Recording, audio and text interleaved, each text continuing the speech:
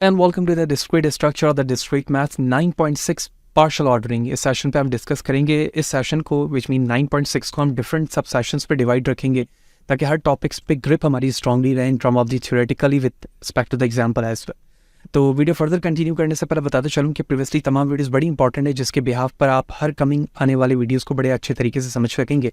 तो Fahd Hussain CS से search करने के बाद आप मेरे यूट्यूब चैनल पर आएंगे, इसके प्लेलिस्ट पर जाएंगे जहाँ डिफरेंट डिसिप्लिन्स की वीडियोस मौजूद है। विद ईज आप इन्हें वॉच कर सकते हैं। इसके अलावा इसमें इस्तेमाल होने वाले content related material which mean presentation, slide code, ये तमाम चीज़ें मेरे ब्लॉग fadhusaincs.blogspot.com पर अवेलेबल हैं। तमाम मटीरियल को यहाँ से फ्रीली डाउनलोड करके यूज़ किया जा सकता है। तो चैनल पर अगर नए हो, चैनल को सब्सक्राइब नहीं किया तो ज़रूर सब्सक्राइब करें ताकि अपकमिंग वीडियोज़ के हवाले से आपको परफेक्ट जानकारी मिलती रहे और इसी तरह की नई चीज़ें आसानी के साथ सीख सकें। और चैनल को अगर सब्सक्राइब नहीं किया हुआ तो ज़रूर करें।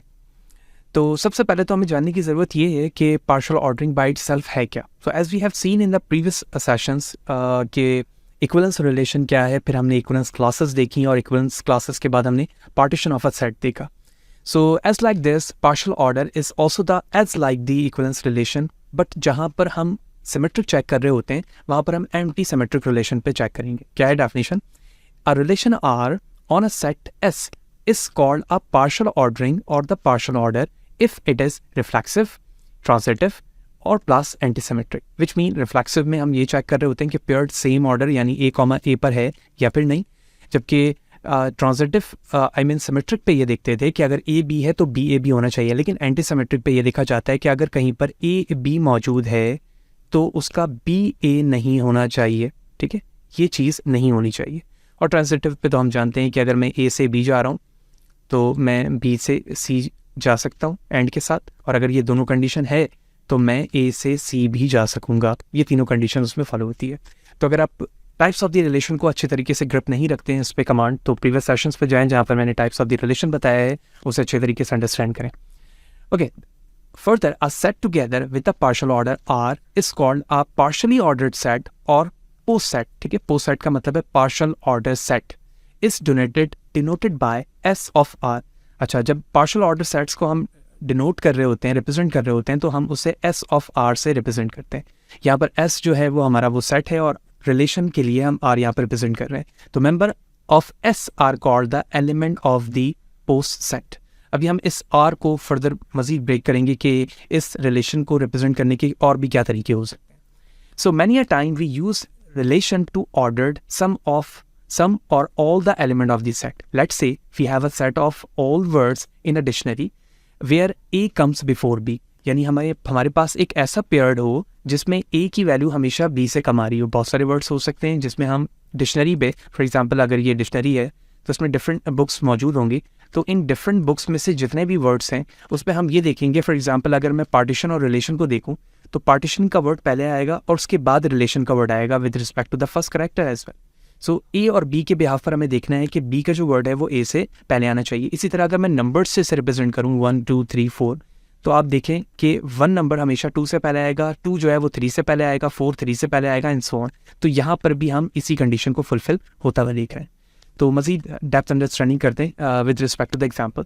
इन the previous example as we have seen how a relation indicate that a certain element precedes the other in the ordering, यानी 1 से पहले 2 से पहले 1 होना चाहिए और इसी तरह से 3 से पहले 2 होना चाहिए, या फिर A जो अल्फ़ाबेट है वो B से पहले होना चाहिए। Now this relation are used to order some or all the element of the particular set, यानी ये चीज़ रिप्रेजेंट कर रही है या इस्तेमाल हो रही है ordered of the elements के लिए जो कि सम या फिर तमाम पर्टिकुलर सेट्स के लिए पे अप्लाई हो सकेगी। सो अगर हम पहले वाले एग्जांपल्स को देखें, set of the all word in a dictionary, तो मैं उसे R1 से रिप्रेजेंट कर रहा हूँ, सेम जो कि प्रीवियस पे देखा हमने। और उसी तरह अगर मैं सेट ऑफ द नंबर्स या सेट ऑफ द इंटीजर के लिए करूँ तो A B such that A less than B, यानी जो सेकंड नंबर होगा उससे पहले वाला नंबर कम होना चाहिए। और अगर इन दोनों सेट्स में हम एक चीज़ का इजाफा करें, let's say we also add pair of the form A, A in R1 and R2, यानी सेम नंबर्स भी आ सके। इसका मतलब ये हुआ कि ए भी इसमें आ सके। अभी तो हमने ये देखा कि A कम्स बिफोर B होना चाहिए, लेकिन ये दोनों सेम पर भी आ सकते हैं। तो अब हमारा जो रिलेशन होगा विद कंडीशन क्या बन जाएगा, A, B is such that A comes before B, और यानी अब कंडीशन और की आ गई, A is equal to B, यानी A और B दोनों सेम हो जाए। और यहाँ पर अगर देखें तो जो लेस देन का साइन था उसके साथ इक्वल भी आ गया, यानी A और B बराबर भी हो सकते हैं इस रिलेशन के अंदर।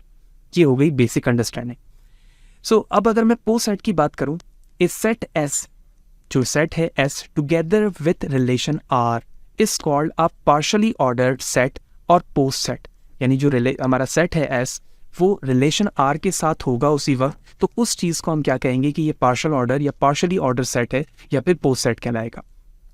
अब हम इसी चीज़ को उसके नोटेशन से समझते हैं। We use the notation this one, ठीक है। ये नोटेशन कुछ यूँ करके लिखी जा रही है, ठीक है, यूँ, it is not less than equal to, ठीक है।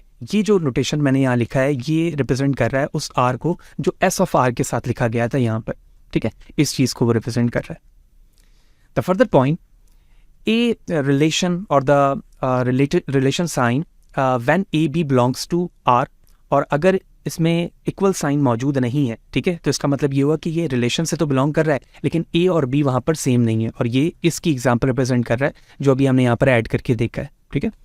The notation this is not to be mistaken from less than, यानी इसमें और इसमें फ़र्क है, ये अलग चीज़ है और ये अलग चीज़ है। The notation is use to denote any partial ordering, यानी ये जो नोटेशन है वो किसी भी तरह के किसी भी पार्टीशनिंग ऑर्डरिंग को रिप्रेजेंट करने के लिए इस्तेमाल किया जा रहा होगा। अब हम आते हैं अपने एग्जाम्पल की तरफ जहाँ पर पार्शल ऑर्डर को हम बड़े अच्छी तरीके से समझ सकेंगे। Show that the greater then और इक्वल टू, ठीक है, हमें ये कहा गया है कि ग्रेटर देन और इक्वल टू को हमें शो करना है is a partial ordering on a set of the integers. Set of integers पे हमें प्रूव करना है इस चीज़ को, ठीक। जब मैं ग्रेटर देन इक्वल टू या लेस देन इक्वल टू की बात करता हूँ तो हम दो कंडीशन चेक करेंगे, दोनों में से एक भी फुलफिल हो जाए तो कंडीशन को ट्रू माना जाता है, यानी सेम आ जाए या ग्रेटर आ जाए। अब हमें कहा गया है कि सेट ऑफ द इंटीजर्स पे करें तो इसमें नेगेटिव, पॉजिटिव और जीरो तीनों चीज़ें आ जाती हैं। तो रिफ्लेक्सिव हमें चेक करना है, इसका मतलब है A comma A same paired. अगर मैं कहता हूँ 2 is greater than equal to 2, तो क्या ये सही है? बिल्कुल, क्योंकि 2 अगर ग्रेटर नहीं है तो इक्वल तो है, तो इसका मतलब ये हुआ कि गिवन कंडीशन रिफ्लेक्सिव है। अच्छा, एंटी सिमेट्रिक में ये कहना है हमें कि A is greater than equal to B, तो B is greater than equal to A. ये कब होगा? जब दोनों के दोनों सेम होंगे। एंटी सिमेट्रिक में यही होगा हमें, ठीक है। तो बिहाफ ऑफ दिस अगर मैं लिखता हूँ 2 is greater than equal to 2 दोबारा से, और अगर मैं इससे कहता हूँ ए और ये बी, तो मैं इसको इस तरफ ले आऊँ तो भी ये ग्रेटर देन इक्वल टू 2 होगा। इसके अलावा हम और भी नंबर लिख सकते हैं। अभी मैंने ए और बी को अलग लिया है, हम ए बी को अलग रख के भी प्रूव कर सकते हैं, लेकिन then A is equal to B का मतलब है कि दोनों नंबर सेम हो। जब दोनों नंबर सेम होंगे तभी इक्वल साइन को प्रूव कर सकेंगे, जो कि हमने यहाँ पर अभी ये पॉइंट देखा था, ठीक है। ये पॉइंट यही बताया गया यहाँ पर इस चीज़ को, ठीक है, ये साइन को। तो यहाँ पर दोनों साइन मौजूद थे, यही वजह है कि हमने दोनों सेम वैल्यू ली। अब आता है ट्रांजिटिविटी में। ट्रांजिटिविटी के अंदर एंटी सिमेट्रिक में तो ज़ाहिर सी बात है दोनों चीज़ें सेम नहीं होनी चाहिए। ए से बी जा रहा हूँ तो बी से ए नहीं होना चाहिए, लेकिन ए इक्वल टू बी है तो ज़ाहिर सी बात है प्रूव हो सके।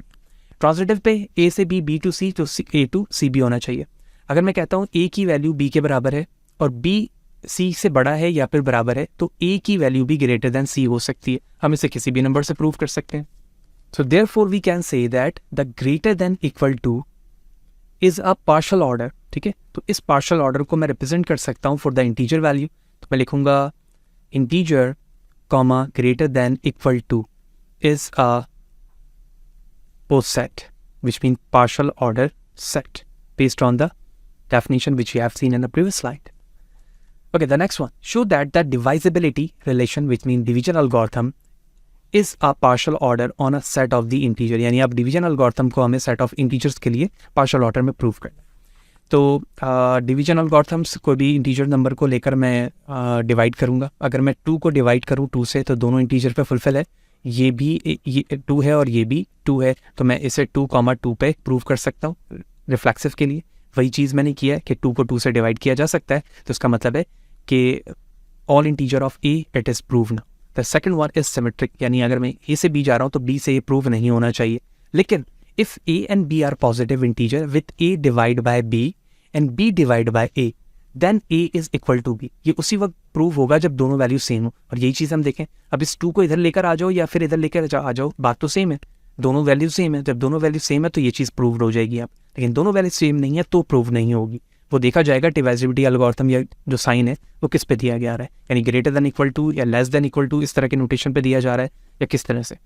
The next one is a transitive A to B, B to C and A to C possible है। Suppose that A divides B and B divides C, यानी हम 2 नंबर इस तरह से लेते हैं कि ए बी को कर सकता है और बी सी को कर सकता है।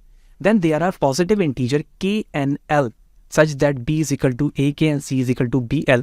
यहाँ k जो l है वो कांस्टेंट नंबर है, जिस तरह से मल्टीप्लिकेशन पे हम इस्तेमाल करते हैं 2, मैं लिखता हूँ 2 multiply by 4 is equal to 8, तो ये 4 है जो एज अ इंटीजर्स या कांस्टेंट नंबर यहाँ पर इस्तेमाल हो रहा है.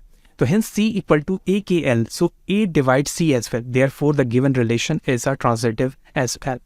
तो कोई भी नंबर्स हो सकते हैं जो A C को डिवाइड कर सकता है और A B को कर सकता है और B C को कर सकता है, तो ये ट्रांजिटिव भी है. तो बेस्ड ऑन दिस कंडीशन मैं कह सकता हूँ द पॉजिटिव इंटीजर्स और the integer values based on the division algorithm or the divisibility relation is a partial order set as like the previous one जिसमें हमने कहा था कि integers with respect to the greater than equal to is a post set. Hope you will understand कि partial order क्या है. The next example show that the inclusion relation, inclusion which mean subset, ठीक है, इसको मैं subset से represent करूँगा, ठीक है. The sign is a subset is a partial order of a power set of the S. Power set of S का मतलब ये है कि किसी एक सेट में से कितने सबसेट्स मालूम किए जा सकते हैं. तो हम जानते हैं कि इसका फॉर्मूला होता है 2 की पावर n, यानी कितने एलिमेंट है, तो 3 है. तो 2 to the 4 and 4 to the 8, इसका मतलब है कि इसके 8 पेयर्ड यानी सबसेट बनाए जा सकते हैं इंक्लूडिंग 5, यानी 5 होगा, फिर 1 होगा, फिर 2 होगा, फिर 3 होगा, 1 2 होगा, 2 3 होगा, ठीक है, फिर 1 2 3 एंड सो ऑन, इस तरह से पेयर्ड बनेंगे. अच्छा, अब इसे प्रूव करने के लिए हमें सबसे पहले रिफ्लेक्सिव देखना होगा. अगर मैं एक सबसेट में से उसी एलिमेंट को निकाल लूँ, वो तो उसी का सबसेट होगा.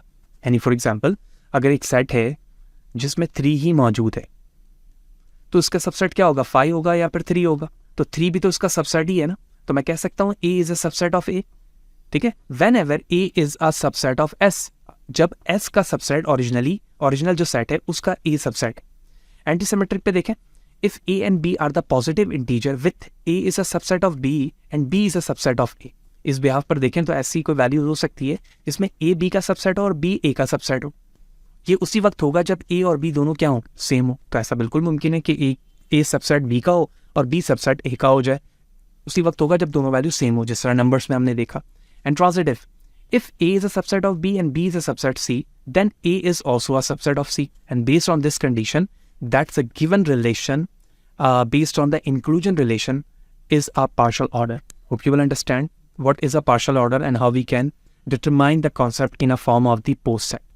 नेक्स्ट सेशन पे जाएंगे तो कंपेरेबिलिटी देखेंगे, उसके सब पार्ट्स को भी देखेंगे कि टोटल ऑर्डरिंग क्या चीज़ होती है, comparability, concept of the comparability and further with examples क्या होती हैं. तो होपफुली ये सारी चीज़ें आपको क्लियर होंगी जो इस सेशन पे हमने डिस्कस किया कि what is a partial order and how we can identify the given relation is a partial order or not based on the condition.